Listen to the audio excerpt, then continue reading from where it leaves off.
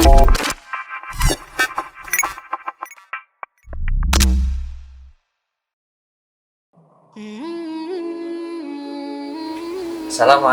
warahmatullahi wabarakatuh. Hamdan wa salaman amma ba'd. Masih bersama di channel Ayo Ngaji. Bersama saya Nabi Muhammad SAW selalu mengingatkan kepada kita untuk saling mengingatkan kepada kebaikan. Di dalam surat Al-Asr, wa tawassaw bil haqq wa tawassaw bis sabr. Jadi saling mengingatkan untuk kebaikan. Imam Az-Zarnuji mengatakan di dalam kitabnya Anil mar'i la tas'al wa absir an qarini fa innal qarina lil muqaranina yaqdan.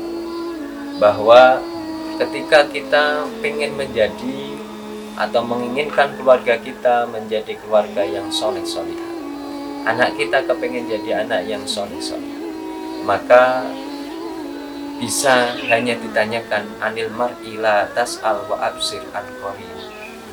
Jadi tergantung siapa yang menjadi temannya. Fa innal qarina lil muqaranina yaqtan. Sesungguhnya teman itu sangat berpengaruh kepada karakter dia. Nah, Sayyid Muhammad Al-Alusi ini pernah berpesan kepada kita semua supaya kita betul-betul kalau menjadi manusia itu ya manusia seutuhnya. Ada 3 onderdil yang mengingatkan kepada kita untuk kita perhatikan betul mulai sejak dini sampai sekarang. Di dalam manusia ada 3 onderdil ya. Yang pertama adalah an-nafsul insaniyah. An-nafsul insaniyah. Yang kedua adalah ilhamul fitri, dan yang ketiga adalah ilmu hudri. 3 komponen ini sangat penting untuk kita perhatikan. Ketika 3 hal ini tidak diperhatikan sangat dengan serius, maka manusia itu bisa berlaku seperti hewan yang nabrak. Kalau hewan itu yang ditabrak mungkin hanya tanaman-tanaman yang ditanam oleh tetangga kita dimakan. Tetapi kalau manusia dibiarkan tidak mengetahui hal ini, maka yang ditabrak tidak hanya tanaman, yang tidak ditabrak bisa saja hukum-hukum Allah. Mungkin dia akan lepas kontrol dengan dari kodratnya. Yang pertama adalah an-nafsul insaniyah. Nafsu insaniyah atau nafsu manusia ini diberikan oleh Allah langsung ketika dia lahir. Ketika dia lahir sudah dikasih nafsu insaniyah, bahwa ketika lahir anak itu meskipun belum bisa mikir, belum bisa meminta dalam bentuk verbal, dia pasti akan menangis untuk mencukupi kebutuhan jasadnya. Ketika dia lapar, maka dia akan nangis. Jadi kebutuhan jasad. Jadi kalau bayi baru lahir itu nangisnya rata-rata persoalan perut. Nah, ini memang untuk kebutuhan hidupnya berikutnya.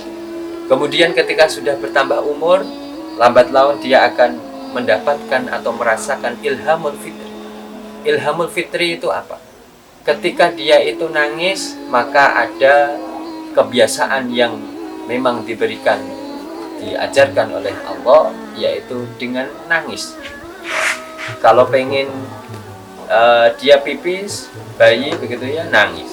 Jadi ada sinyal-sinyal yang menunjukkan bahwa ini dilakukan oleh seluruh manusia, baik itu anak dari pejabat atau dari rakyat, orang kaya atau orang miskin, semuanya sama. Jadi ketika lahir semuanya dalam bentuk yang berbeda dengan kondisi atau ciri-ciri yang sama. Ketika lahir dia nangis, ketika lapar dia nangis, ketika pipis ngompol dia nangis, begitu. Nah, ini adalah kepekaan sejak dini yang perlu dirawat. Dan yang ketiga adalah ilmu huduri. Ketika dia sudah bertambah besar, maka ada tambahan kemampuan onderdil ini, yaitu ilmu. Nah, ilmu ini dia bisa mikir mana yang baik, mana yang buruk. mana yang benar, mana yang salah. Nah, ketiga komponen ini ketika tidak dididik, tidak diarahkan sejak dini, maka akan tumpang suh atau tumpang tindih. Ya, seharusnya kebenaran itu bisa kita jalankan, tetapi karena sejak dini kita tidak bisa mengarahkan yang namanya nafsu, maka sepintar apapun, secerdas apapun, kuliahnya sampai level apapun, itu akan kalah dengan ketika sejak dini nafsu yang menjadi sedulur tua ini tidak bisa kita atur sejak dini. Coba kita lihat yang ada di televisi, tayangan yang sering kita tonton di televisi ketika di season berita, banyak sekali korupsi. Itu bukan orang bodoh, itu bukan orang yang tidak berpendidikan, semuanya rata-rata berpendidikan. Tapi apa yang terjadi? Mereka meskipun pintar secara akademik, tetapi dia kalah dengan nafsunya. Karena apa? Meskipun dia pintar, tetapi dia tetap mau melakukan, yaitu korupsi, melanggar syariat, melanggar aturan Allah.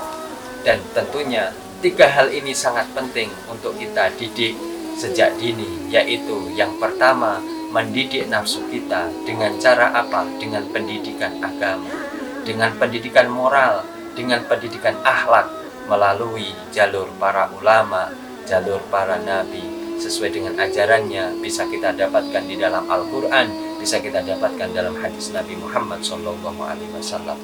Dan dengan menjaga diri kita, yaitu dari perbuatan-perbuatan yang tidak baik, dengan ilmu agama kita perkokoh, meskipun di suasana pandemi COVID-19 ini yang terus merebak, tidak menutup kemungkinan untuk selalu kita belajar ilmu agama. Supaya apa? Hati kita, mental kita tertata sejak dini, anak-anak kita tertata sejak dini untuk tidak akan melakukan tindakan-tindakan keburukan atau melanggar syariatnya Allah dan Rasulnya.